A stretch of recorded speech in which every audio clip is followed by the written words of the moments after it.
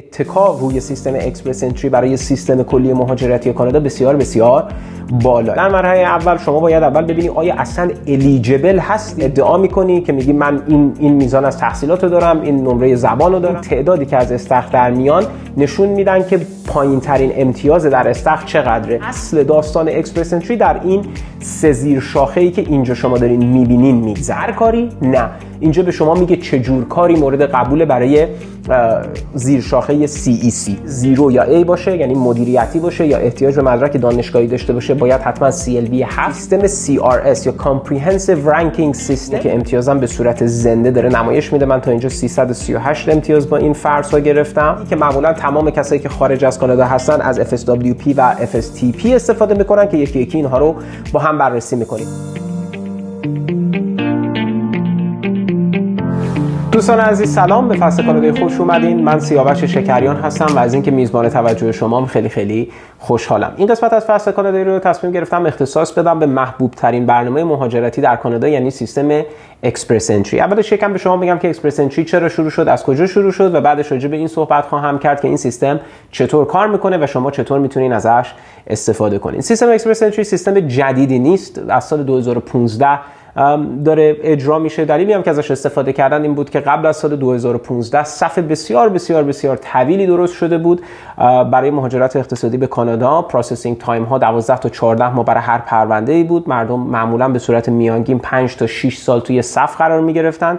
سیستمش هم اینجوری کار میکرد که شما یه سری مینیمم ریکوایرمنت رو اگر میت میکردی، دولت موظف بود که پروندهت رو پروسس بکنه و اگر اون مینیمم ریکوایرمنت رو شما دیدی دیگه حتما باید در صورتی که پروندهت کامل بود رو همه اون ادعاها و مدارک لازم رو درست تحویل داده بودی باید به اقامت دائم میرسیدی. اما این بکلاگ های زیاد و پروسسینگ تایم ها باعث شد که این سیستم اکسپرس انتری به قول خود دولت بیاد و کل سیستم مهاجرتی رو ریولوشنایز بکنه و یه انقلابی درش ایجاد بکنه با این هدف که دو تا کار بکنه. اول اینکه پروسسینگ تایم ها رو بیاره پایین، بکلاگ رو ببره پایین، یعنی صف رو تا جای ممکن بشکنه، و اینکه بیاد ساختار این سیستم رو، اساسش رو بیاد بر این بذاره که انتخاب مهاجرین اقتصادی به کشور باید بر اساس ظرفیت‌های انسانی شکل بگیره و بر اساس امتیاز. چرا؟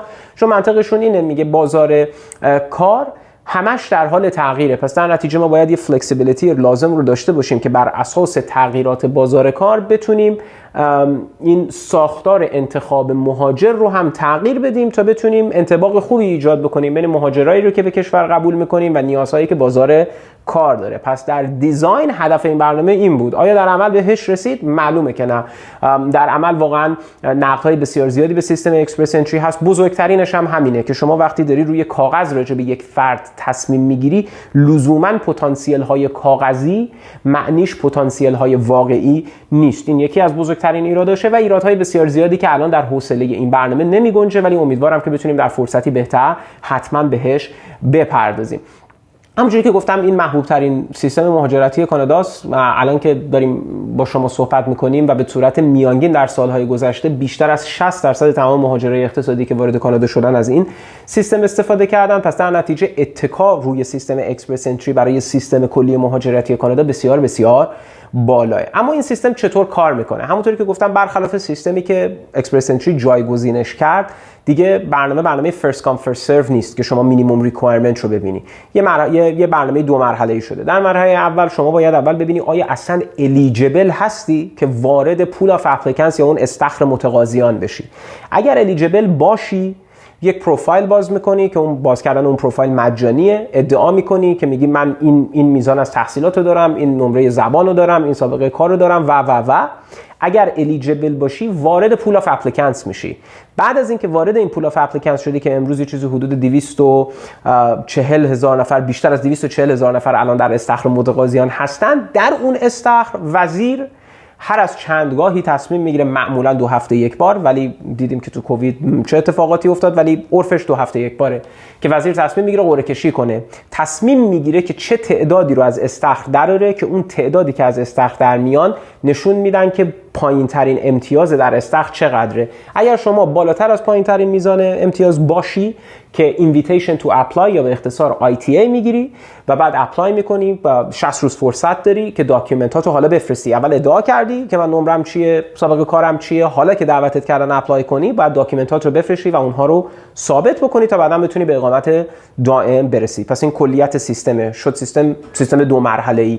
اگر قبلا یک صفی وجود داشت، در سیستم جدید اینا کلا مقوله صف رو پاک کردن با این حالت که شما رو راه میدیم در استخر متقاضیان و در استخر متقاضیان باز بر اساس صفی نیست که ما تصمیم میگیریم، بر اساس امتیازیه که آقای وزیر تصمیم میگیره که چه امتیازی رو از تو این استخر با تعدادی که از استخر در میاره برای اپلیکیشن دعوت بکنه یا ITA بهش صادر بکنه. خب حالا میریم راجع به مرحله اول. چطوری من ببینم الیجیبل هستم یا نه؟ من شما رو برای الیجیبیلیتی میبرم به این لینک در صفحه اداره مهاجرت کانادا که بعداً هم طبق معمول در یوتیوب توی قسمت کامنت ها باهاتون اینها رو همه رو شیر خواهم کرد. 3 زیرشاخه مهم داره برنامه اکسپرس انتری. کلا 4 زیرشاخه داره که زیرشاخه 4م مال برنامه‌های پروینشال نامینی پروگرام PMP که اگر نامینیشن استانی داشته باشین میتونین برای اون زیرشاخه اقدام بکنین. خود نامینیشن 600 امتیاز بهتون میده، ولی اصل داستان اکسپرس انتری در این 3 زیرشاخه‌ای که اینجا شما دارین میبینین میگذره که در این 3 زیرشاخه به شما میگه که برای اینکه وارد استخر متقاضیان بشین احتیاج به چه چیزهایی دارین، چون اگه اینها رو نداشته باشین اصلا وارد استخر نمیشین که حالا ببینیم در استخر امتیاز رو میارید یا نمیارید. خب Canadian Experience Class یکی از مهمترین کلاس‌های اکسپرس انتری. دلیل به وجود اومدنش هم تسریع و تسهیل رسوندن مهاجرین موقت یا temporary residence در کانادا به permanent residence. پس در نتیجه برای Canadian Experience Class مهمترین requirement داشتن سابقه کار کاناداییه که اینجا من براتون هایلایت کردم. 1 سال در کانادا در 3 سال قبل از اینکه شما اپلای میکنی برای اکسپرس انتری باید بتونی نشون بدی که سابقه کار کانادایی داری. هر کاری نه، اینجا به شما میگه چه جور کاری مورد قبول برای زیرشاخه CEC که اینجا میبینیم نوشته ناک‌های 0A یا B. پس 1 سال سابقه کار در کانادا در ناک 0A یا B. نیاز به زبان حتما هست و بسته به این که کار شما در چه زیر شاخه شغلیه اون نیاز به زبان متفاوته. اگر شغل شما در ناک 0 یا A باشه یعنی مدیریتی باشه یا احتیاج به مدرک دانشگاهی داشته باشه باید حتما CLB 7 که معادل IS 6 داشته باشی. اگر در ناک B باشه که معمولا میشه شغل‌هایی که فنی ترن، اپرنتیسشیپ دارن، آن دی جاب ترینینگ دارن، CLB 5 احتیاج داری. احتیاج به جاب آفر داری؟ نه. احتیاج به ادویکیشن خاصی داری؟ نه. خب زیر شاخه بعدی چیه؟ Federal Skilled Worker Program یا FSWP. در FSWP که معمولا تمام کسایی که خارج از کانادا هستن از FSWP و FSTP استفاده میکنن که یکی یکی اینها رو با هم بررسی میکنیم. برای FSWP زبان حتما باید CLB 7 داشته باشین که اینجا نوشته. این خیلی مهمه چون بعضی وقتا پیش میاد که شما فکر میکنه خب من الان IS 6 ندارم، IS 5 دارم ولی امتیازم میرسه که از پول اف اپلیکنتس در بیام. اون مهم نیست. برای الیجیبل شدن شما مینیمم CLB 7 یا IELTS 6 احتیاج داری. سابقه کار میخواد حتما 1 سال مداوم در 10 سال قبل از اینکه بخوای برای اکسپرس انتری اقدام بکنی. اون سابقه کار میتونه هرچی باشه؟ نه، باید حتما در ناک 0A یا B باشه. احتیاج به جاب آفر داری؟ نه، ولی اگه داشته باشی میتونی امتیاز اضافه بگیری. ادویکیشن خاصی احتیاج داره؟ بله. یه فرق مهم با Canadian Experience Class. Canadian Experience Class مینیمم ادویکیشن نداره ولی اینجا شما باید حداقل تحصیلات دبیرستانی رو داشته باشی. زیر شاخه بعدی اکسپرس انتری میشه Federal Skilled Trades Program که توی Federal Skilled Trade Program همونجوری که میبینین بحث زبانش برای خوندن و نوشتن با برای اسپیکینگ و لیسنینگ فرق داره. میگه حتما باید CLB 5 داشته باشی در اسپیکینگ و لیسنینگ، CLB 4 داشته باشی در ریدینگ و رایتینگ. آیا چه جور کاری مد نظرشه؟ یک سری کارهای خاص که لیستشون رو من دوباره در یک لینک دیگه با شما شیر خواهم کرد. اون کارا یعنی نمیتونه هر کاری باشه، باید در اون شاخه‌های شغلی مشخص باشه. چقدر باید کار داشته باشی؟ حداقل 2 سال در 5 سال گذشته. آیا احتیاج به جاب آفر داری؟ بله یا داره، همونجوری که میبینین. یا باید یه جاب آفر ولید داشته باشی یا اگر جاب آفر ولید نداشته باشی باید حتما سرتیفیکیت آف کوالیفیکیشن داشته باشی. سرتیفیکیت آف کوالیفیکیشن یعنی چی؟ یعنی اگر من در خانه خودم در یکی از اون شغلایی که مد نظر این برنامه سابقه کار دارم یا باید در کانادا جاب آفر داشته باشم یا اگه ندارم باید رفته باشم کالج آف تریدز، به قول معروف هم ارز کرده باشم اون تخصصی که در کشور خودم داشتم با اون چیزی که در کاناداست. مینیمم ادویکیشن not required.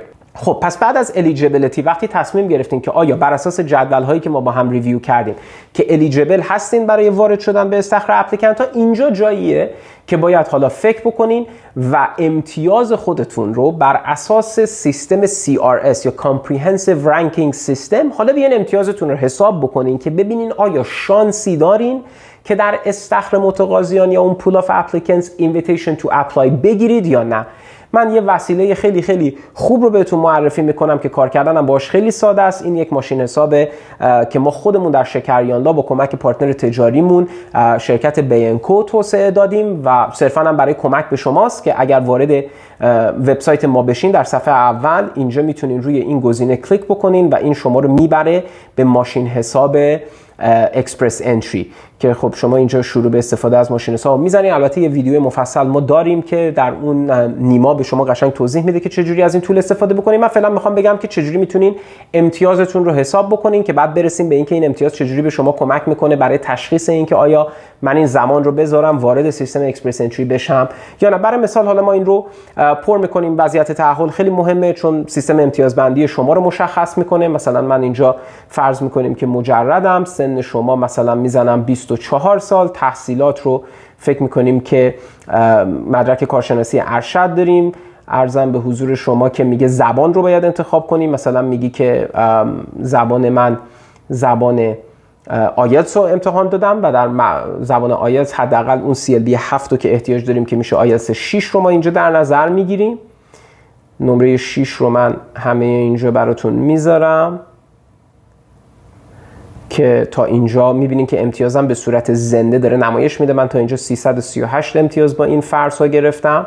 زبان دوم ندارم. فکر میکنه میپرسه که سابقه کار، آیا سابقه کار در کانادا داریم؟ میگم بدون سابقه، اما میگه چند سال کلا سابقه کار داری؟ میگم فرض میکنیم که 3 سال یا بیشتر. امتیازات اضافی دارم، فامیل در کانادا دارم، جاب آفر دارم، گواهی نامزدی استانی یا نامینیشن دارم. فکر کنین من اینا رو هیچ کدومو ندارم. وقتی میزنم مشاهده گزارش، من یه جا انداختم، میگه زبان دوم، میذارم not applicable و میزنم برای مشاهده گزارش. اینجا از من میخواد که اسم و فامیل و ایمیلم رو وارد بکنم که من این رو وارد میکنم و وقتی ثبت اطلاعات که میکنم گزارشی که من از این میگیرم یه گزارش بسیار بسیار خوبه. اولین چیزی که به من میگه من برای کدوم از برنامه‌ها الیجیبل شدم. یعنی این تولی که ما درست کردیم حتی الیجیبیلیتی رو هم برای شما مشخص میکنه. بر اساس اطلاعاتی که من به سیستم دادم من فقط برای برنامه فدرال اسکیل ورکر الیجیبل هستم. در نتیجه این جدول هایی که هاشور داره جدولایی که من براشون الیجیبل نبودم. اما جدولی که هاشور نداره جدول برنامه FSW و چیزی که خیلی اینجا مهمه این خط هاشوردار امتیاز منه که بر اساس این ماشین حساب 363 امتیاز من گرفتم و داره به من نشون میده که در تمام قرعه کشی‌هایی که اتفاق افتاده این کروی که شما میبینین مینیمم اسکوره و این چیزی که اینجا من دارم CRS اسکور منه. حالا من میتونم بیام اینجا بازه زمانیم رو بکنم 5 سال و میبینم که در 5 سال گذشته این امتیازی که من دارم هیچ وقت invitation to apply نگرفته. پس در نتیجه این ایندیکیشن خوبیه که من اگه بخوام با این امتیاز وارد پول آف اپلیکنت بشم هیچ وقت نمیتونم ازش invitation to apply بگیرم. پس در نتیجه باید بیام بشینم فکر بکنم که چطور میتونم امتیازام رو ارتقا بدم که با ارتقای امتیازم بتونم invitation to apply بگیرم. چون همونجوری که گفتم راجع به سیستم اکسپرس انتری این خیلی مهمه. الیجیبیلیتی یک قصه است که فقط شما رو در پول آف اپلیکنتس قرار میده، اما گرفتن invitation to apply که میشه مسیر شما برای رسیدن به اقامت دائم، شما باید زیر ساختار CRS حداقل به یک میزان امتیازی برسی که در قرعه کشی‌های قبلی اون میزان امتیاز دعوت شده. مثلا الانی که ما داریم این برنامه رو ضبط میکنیم آخرین قرعه کشی‌هایی که اتفاق افتاده پایین ترین امتیاز 542 بوده.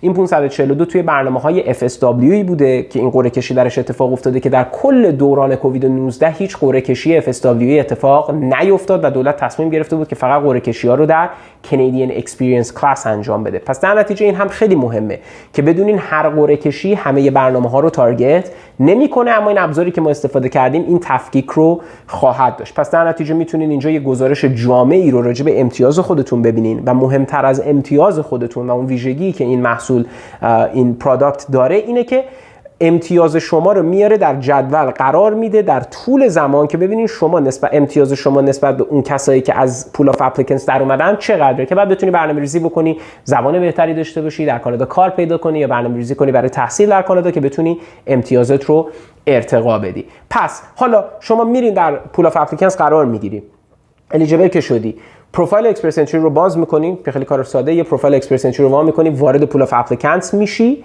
در پول آف اپلیکنتس اگر امتیازت به اون امتیاز قرعه کشی بگیره، اینویتیشن تو اپلای میگیری که الان دوباره قانون برگشته 60 روز، در مورد کووید اون 60 روز رو اکستند کرده بودن، ولی الان از وقتی که شما اینویتیشن تو اپلای میگیری 60 روز فرصت داری که حالا شروع کنی مدارک دادن. یعنی قبلا شما گفتی من آیلتس انقدر شدم، شما قبلا گفتی من انقدر تحصیلات دارم، شما قبلا گفتی من انقدر سابقه کار دارم، حالا همه اینها رو باید داکیومنت هاش رو ارائه بدی که خیلی خوبه که حتما شما در این لینکی که باز هم من براتون شیر میکنم برید. یعنی من اینجا به شما نشون میدم در این لینک که به شما کامل توضیح میده اداره مهاجرت که برای هر کدوم از این زیرشاخه‌های اکسپرس انتری دقیقاً شما به چه داکیومنتیشنی، چه چیزهایی رو باید ارائه بدید که اون امتیاز برای شما لحاظ بشه. مثلا یه چیز خیلی مهم بحث تحصیلاته، این که شما فقط بگی من فوق لیسانس دارم و مدرکتو ترجمه بکنی کافی نیست، باید ECA بکنی مدرک رو که قشنگ وارد اون سیستم ارزیابی بشه. برای کار حتما باید نامه‌های ولیدی نشون بدی روی سربرگ و که همه رو اون داکیومنت ها و اون نیازمندی ها برای هر کدوم از اون داکیومنت ها رو در این لینک شما خواهید داشت. و چیز دیگه هم که خیلی مهمه راجع به اکسپرس انتری اینو بدونین اینه که ساختن پروفایل مجانیه، ولی وقتی اینویتیشن تو اپلای میگیرید اونجا جاییه که برای اینکه پروندهتون رو به جریان بندازید باید اون هزینه $1365 رو برای خودتون یا برای همسرتون و برای هر بچه هم $230 رو پرداخت بکنید تا پروندهتون بررسی بشه. من نقطه این قسمت برنامه رو همینجا میذارم. امیدوارم چیزایی که گفتم به دردتون خورده باشه و حتما دعوتتون میکنم که از ماشین حسابی که ما براتون درست کردیم استفاده بکنید. تا قسمت دیگه، خدا نگهدارتون.